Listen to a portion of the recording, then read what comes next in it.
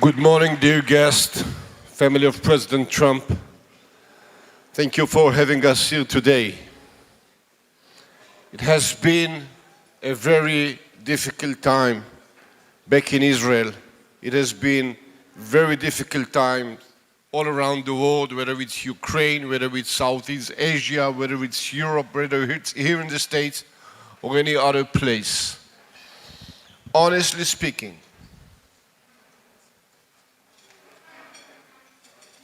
we shamefully failed to strictly stand behind the sentence of never again.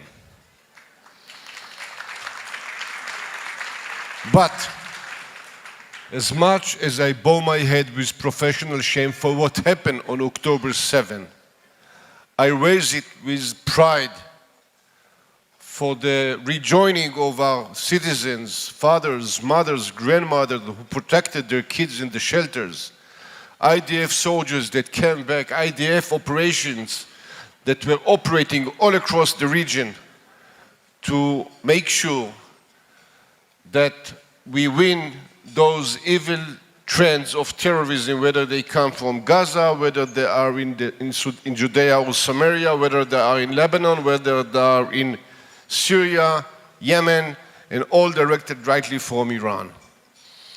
And I think it is our duty to ensure the future of our people, the future of our country.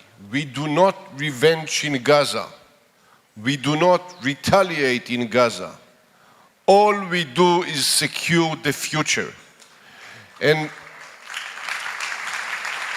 we all believe in peace. And in order to achieve peace, we must make sure there's no one to become the future interceptor of those efforts, which are so important for all the nations around the region.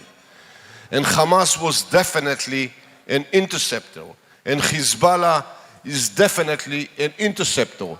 I've served in and out from Lebanon for 22 years. I know the people of Lebanon. I'm sure we can have peace with them once Hezbollah is off the track and let this country go back to itself.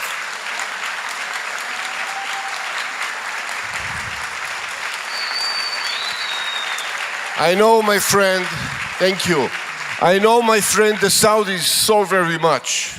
I know they want to have normalization with us. I know we should have normalization with them, just as we have with the Abraham Accords led by President Trump initiatives. And we will have peace with them once there are no interceptors for this peace to come. And this is very important, and I have no doubt that we can get it. So I've been saying before, it's a very long war, it's a very tough war. We have a decade ahead of us, which will be very, very complicated. But eventually we can get to the realization and normalization with all the countries around us. The hostages don't have this time for us to wait. So I'm sure that they will be released, the first group and then the second group, and let us hope that all of them will get out from the place that they are back and they'll come back to their homes.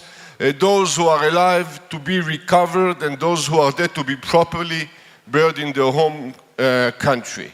Now, President Trump has a very full meta-strategic plate. In the Middle East, in Europe, in Southeast Asia, in all those places. And it is very, very complicated. But I know he will succeed. Why? Because he naturally differs between what's good and what's bad, and he will choose the good. Thank you so very much, and good luck for President Trump.